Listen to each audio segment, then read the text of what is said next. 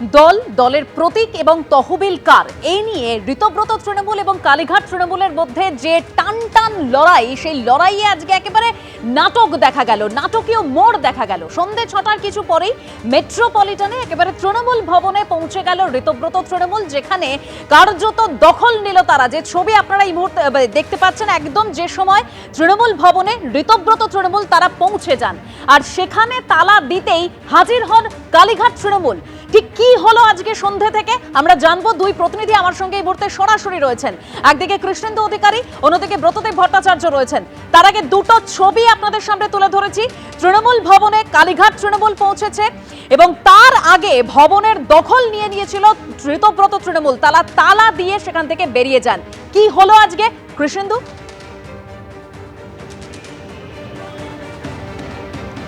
দেখো, 50-এর দশকের একটা সিনেমা ছিল ছেলে কার, বিকাশ রায় অভিনয় করেছিলেন। আজকে যে চিত্রনাট্য এখানে তৈরি হলো, এই আমরা যেখানে দাঁড়িয়ে আছি মেট্রোপলিটনে তৃণমূল ভবনে, সেটা কার্যত তৃণমূল কার তা নিয়ে একটা টান টান নাটকীয় চিত্রনাট্য তৈরি হলো। আমরা যেখানে দাঁড়িয়ে আছি সেই তৃণমূল ভবনের সামনে এখন পুলিশি প্রহরা, সেন্ট্রাল ফোর্সের প্রহরা, কিন্তু 6:45 নাগাদ এই তৃণমূল ভবনে আমরা যেখানে দাঁড়িয়ে আছি তার ভেতরের ঘরে চন্দ্রিমা ভট্টাচার্য, মমতাপন্থী বা কালীঘাটপন্থী তৃণমূলের রাজ্য সভাপতি, তিনি বসেছিলেন। আচমকাই আমরা দেখলাম ঋতব্রত বন্দ্যোপাধ্যায়ের নেতৃত্বে বেশ কয়েকজন বিধায়ক, সেখানে ফিরহাদ হাকিমের মতো একদা মমতা বন্দ্যোপাধ্যায়ের ঘনিষ্ঠ বিধায়কও ছিলেন, সেই ববি হাকিম বা ফিরহাদ হাকিম, জাভেদ খান, সন্দীপন সাহা, প্রসূন বন্দ্যোপাধ্যায়, একাধিক বিধায়ক, তারা এসে হাঁটতে হাঁটতে বাইপাস দাবা থেকে কার্যত হাঁটতে হাঁটতে এসে এখানে এসে পৌঁছলেন। এখানে এসে পৌঁছে একদম সরাসরি ভেতরে ঢুকে গেলেন। নিচে দিয়ে গ্রাউন্ড ফ্লোরে দুটো ঘর আছে, সেই ঘরে একটা ঘরে গেলেন, চারিদিকে মমতা বন্দ্যোপাধ্যায়ের ছবি, সেই ঘর থেকে পাশের ঘরে গেলেন এবং তার ফাঁকে যে চন্দ্রিমা ভট্টাচার্য ছিলেন তিনি বেরিয়ে গেলেন এবং সেখানে একটা নাটকীয় পরিস্থিতি তৈরি হলো। এবং যেভাবে বিদ্রোহী বিধায়করা তারা তৃণমূল ভবনের কার্যত দখল নিলেন এবং বেশ আধ ঘন্টা বেশ কিছুক্ষণ থাকলেন এবং নাটকীয় পরিস্থিতি তৈরি হলো। তৃণমূল ভবনে যারা ছিলেন তারা কার্যত বেরিয়ে গেলেন, যে রিসেপশনিস্ট ছিলেন তারা বেরিয়ে গেলেন এবং যাওয়ার আগে তারা কিন্তু এই যে মালিক পক্ষ, তারা কিন্তু এই দুটো তালা, নতুন তালা আমরা দেখতে পাচ্ছি, দুটো তালা এখানে লাগিয়ে দেওয়া হলো। এবং এই দুটো তালা লাগিয়ে দেওয়া হলো। আমরা জিজ্ঞেস করলাম এই তালা কারা লাগাচ্ছেন বা কাদের হয়ে লাগাচ্ছেন, তখন তারা বললেন যে মালিক পক্ষ লাগাচ্ছেন। এবং যে মালিক পক্ষ লাগাচ্ছেন তারা দেখালেন যে এখানে যে পোস্টার আছে সেই পোস্টারের কথা তারা উল্লেখ করলেন। এখানে একটা পোস্টার তোমাকে দেখাই বা ব্যানার আমরা দেখাই, যেখানে অল ইন্ডিয়া তৃণমূল কংগ্রেসের ব্যানার, ঘাসের ওপর জোড়াফুল প্রতীক, সবই ঠিক আছে। এই দুটো নিয়েই যাবতীয় তার দখলদারির জন্যই এত কিছু নাটকীয়তা।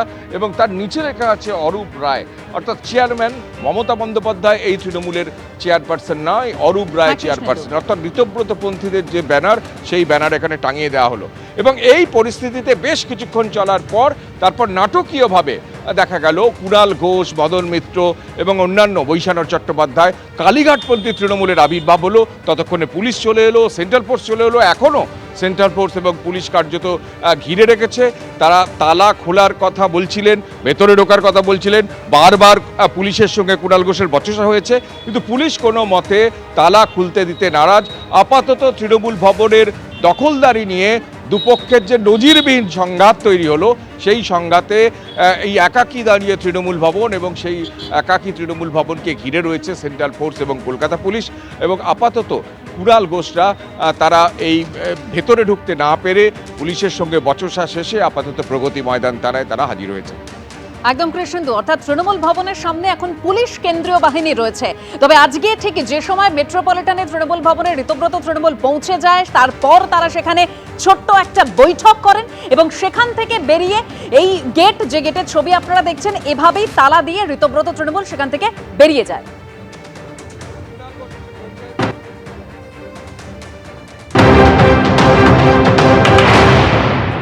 আমাদের পার্টি অফিস আমরা এলাম, বাকিটা সব ক্রমশ প্রকাশ্য।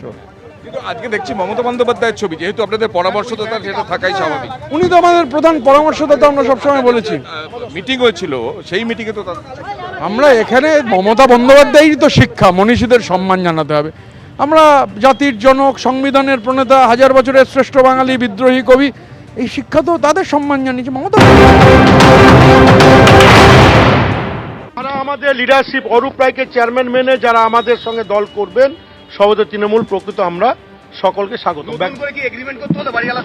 অবশ্যই আমরা দুঃখিত যে এই অফিসটা তারা কন্টিনিউ করতে পারছিল না, এটা আমাদের আবেগ, আমাদের দলীয় কার্যালয়। আমরা মালিকের সঙ্গে কথা বলে এই অফিসটা যাতে আমরা বসতে পারি, কর্মীদের আবেগ জড়িয়ে আছে, আমরা দীর্ঘদিন এই অফিসে বসেছি, সেই ব্যবস্থা করব।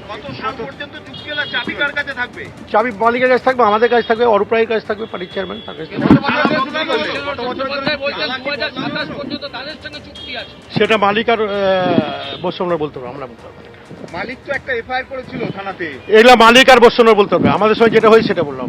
অফিসে তাহলে যারা আসবেন কিভাবে আসবে, মানে এখন আমরা অফিসটা রিনোভেশন করব, দুদিনের মধ্যে আমরা রেগুলার, যেহেতু সব সেট আপটা করতে হবে, দীর্ঘদিন বন্ধ ছিল, এটা বর্ষার সময় একটা গ্যাপ হয়েছে, সেহেতু আমরা দুদিনের মধ্যে রেগুলার অফিসে বসবো। আমরা অরিজিনাল তৃণমূল নির্বাচন কমিশন আমাদের ফুল বেঞ্চের সময় মিট করেছে, এরপরে কিছু বলার থাকে আপনাদের? এবিপি আনন্দ, এগিয়ে থাকে, এগিয়ে রাখে।